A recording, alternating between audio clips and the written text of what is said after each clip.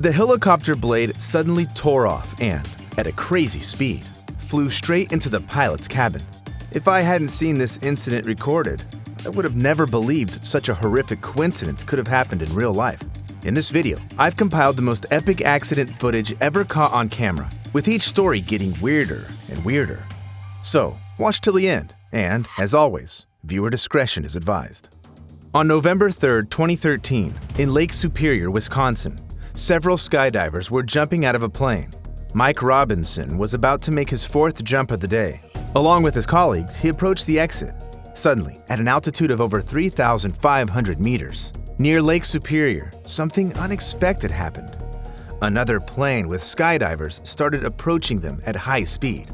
It collided with the wing just as a few men stood by the open door, ready to jump. The collision moment looks like a scene from an action movie. Imagine what the skydivers felt at that moment. One tried to hold on to the bar but fell along with the wing. They had to act immediately, so the rest of the people on board began jumping out chaotically, risking collision with debris. Staying inside the plane meant certain death. In midair, Mike looked up and saw the plane turning into a fiery ball spiraling down. Luckily, all the skydivers on board were professionals, with hundreds, if not thousands, of jumps behind them. For Mike, this was his 937th jump. Yet it's the one he'll remember forever.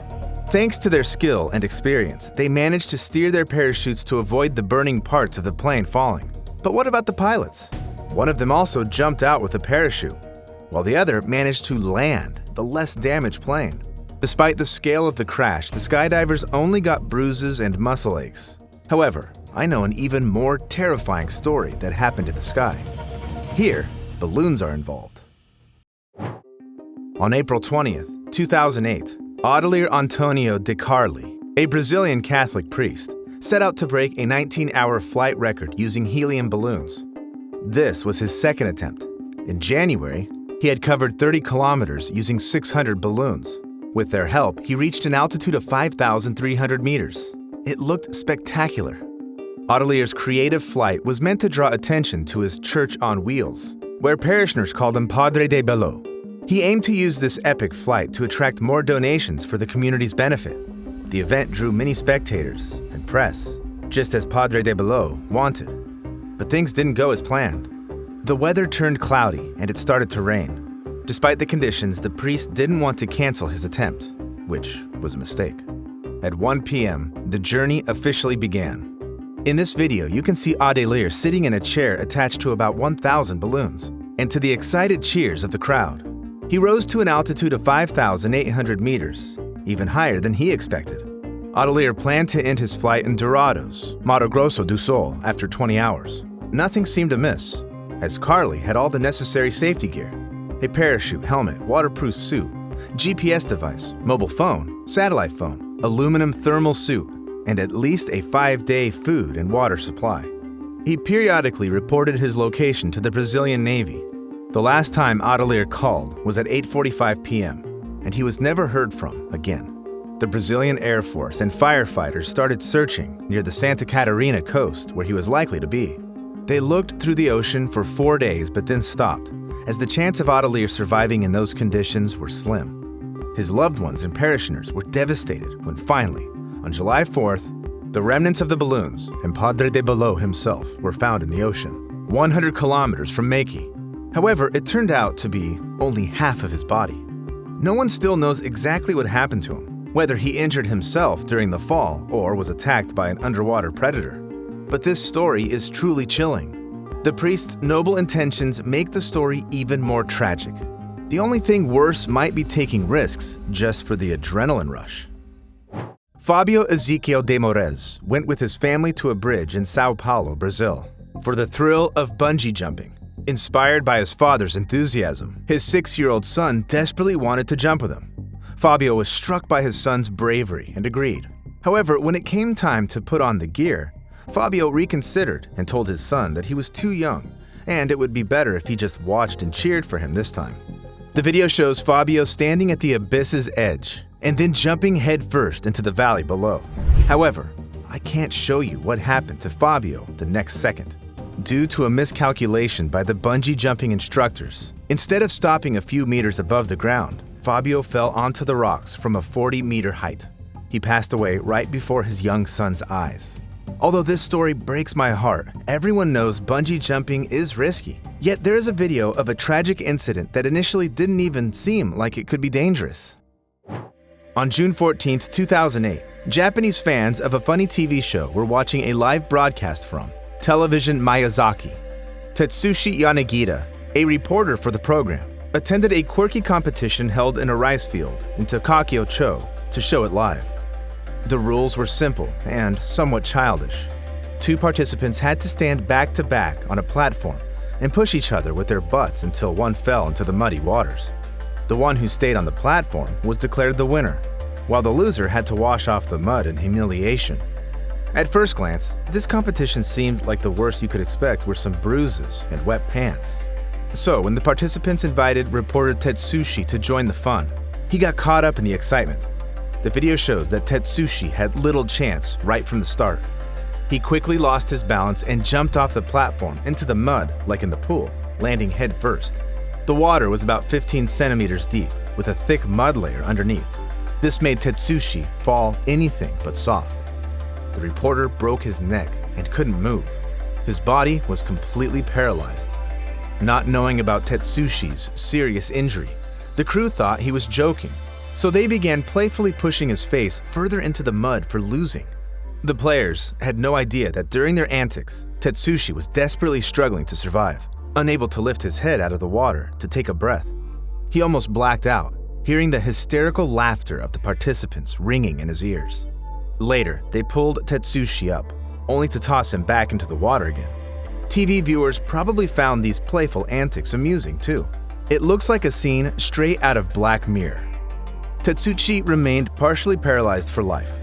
It's horrifying to go to work and have no idea that your workday could end in a sudden tragedy. Just like what happened to the construction workers at the Hard Rock Hotel in New Orleans, in Louisiana, USA. On October 12, 2019, at 9:12 a.m., workers felt the structure shake before it started collapsing right under their feet. This epic collapse was caught on camera by a bystander. It's chilling to watch, yet hard to look away. However, it'll become painful to watch once I tell you that 3 construction workers lost their lives under the rubble and 30 were taken to the hospital with injuries.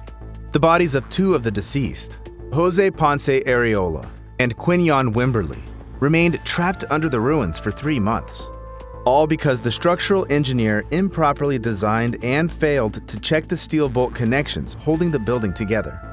Before the collapse, another construction worker, Ramirez Palma, tried to warn project supervisors about several issues with the structure, one of which was unreliable support.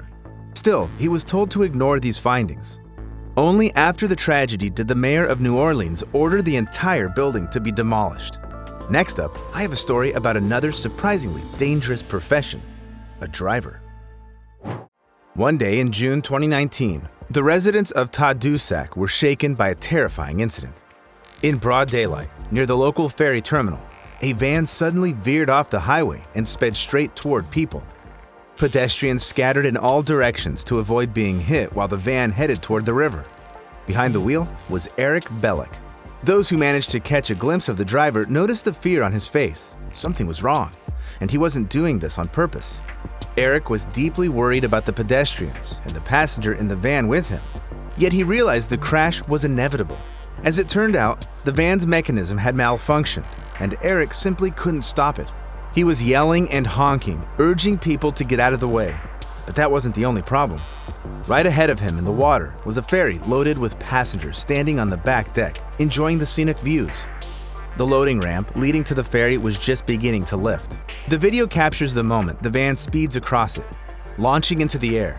It's the kind of scene you often see in epic movie chase sequences, where the vehicle lands on its wheels, and everyone survives. That only happens in the movies though. The van crashed into the ferry and was completely wrecked. Fortunately, the people on the ferry weren't hurt, and the woman and driver were found alive in the wreckage of the van, although seriously injured. They were immediately taken to the hospital. Unfortunately, the driver passed away a few hours later. Something about this story does resemble a Hollywood movie, and it's the heroic act of Eric. Witnesses say the consequences could have been worse. The driver tried to stop by crashing into metal gates to avoid plowing into the crowd. He managed to slow the van down for a few seconds, saving lives. However, there's a story where the driver couldn't react so quickly. In March 2024, 46 pilgrims from Gaborone were traveling by bus to an Easter conference in Limpopo Province, South Africa, on the Mamatlakala mountain pass between Mokopane and Marken. The driver lost control, and the bus plunged off the road, crashing onto the rocky surface from a height of 50 meters. The most horrifying part was that the bus caught fire after the crash. People inside burned alive. Of the 46 people on board, only an 8-year-old girl survived, though she suffered numerous severe injuries. Now, I've added another mode of transport to my travel phobias. Speaking of which, my fear of planes isn't without reason. The story of the 9 skydivers is one of the rare instances where someone managed to survive a crash. Bye. That's what 22-year-old Burcu Salam wrote in her Instagram story on December 1st, 2022. In the photo, she's smiling in the airplane cabin, enjoying the views. It was a sightseeing flight over Turkey, but her farewell turned out to be prophetic. At the controls of the TC-UHY aircraft was Hakan Koksal, the president of the Unicelli Supportive Aviation Association and an experienced pilot. What could possibly go wrong? They took off from the runway in Bursa, but just 15 minutes later, when the plane was at an altitude of 1,200 meters, it stopped responding to the controllers. They simply vanished. And minutes later, horrifying footage appeared online showing the plane clipping a 380,000-volt power line in Osman Gazi and exploding. Local authorities said one passenger passed away when the plane caught fire, and another ejected but still lost their life on impact. To this day, the exact cause of the crash remains unknown. Yet it might have been due to weather deterioration or sudden technical issues. Otherwise, no pilot would have descended so low near power lines. Just look at the wreckage of the plane after the crash. It's terrifying to imagine what happened to the bodies of the victims. The Salam family didn't even know their daughter was on the plane that day. They only found out about the incident when the police called to inform them of her death. Her body was so disfigured that her father identified her only by the jewelry she was wearing that day. Nonetheless, there's an even more dangerous flying apparatus than a plane: a homemade aircraft cobbled together from spare parts. Ismail Shaikh Ibrahim, a 24-year-old Indian guy from Fulswangi in Margaon, was obsessed with the idea of putting his small village on the map. Inspired by Rancho's character in the movie 3 Idiots, where Rancho builds a small drone from scratch, Ismail decided he wanted to do something unique too. So, he resolved to build a helicopter by himself. He began gathering information about helicopter construction and assembly, watching numerous YouTube videos on the topic. It took him nearly 2 years to collect all the necessary parts. In 2021, after all his hard work, Ismail created a prototype single-seat helicopter and installed an engine from a Maruti 800, one of India's most popular cars. However, a car engine doesn't have the specs or power of a helicopter engine. Still, Ismail thought it was no big deal, as he made a relatively small experimental version just to lift off the ground briefly. For a sensation, that would be enough. Ismail wanted to showcase his helicopter to the whole village and put on an epic show for Indian Independence Day, so he decided to test it near his workshop. On August 10th, in front of his friends, they eagerly awaited this moment and started recording everything on their phones. Ismail fired up the engine, and the rotor blades began spinning rapidly when suddenly, no, the engine wasn't the problem. It came from where they least expected it. The tail rotor blade broke off and struck the main rotor blades above. Before anyone could react, the broken blade flew into the cockpit. Since this was a prototype, Ismail hadn't installed doors in the cockpit, as that would have required more time and parts. He didn't plan on full-fledged flying or performing stunts, so he was sure he wouldn't fall out. However, he never imagined that doors could have saved him, because when that piece of the blade flew inside at high speed, it slashed his throat, causing instant death. Terrified, his friends immediately rushed to him and took him to the nearest hospital, yet it was already too late. Ismail passed away before receiving medical help. This tragic coincidence led to the death of a young man who was just pursuing his dream. Each of today's stories is horrifying in its own way, but this last one strikes me as the most tragic. Which of these incidents shocked you the most? Let me know in the comments, and don't forget to subscribe to my channel. You never know where death might be lurking. Still, after watching my videos, you'll be more cautious. Take care.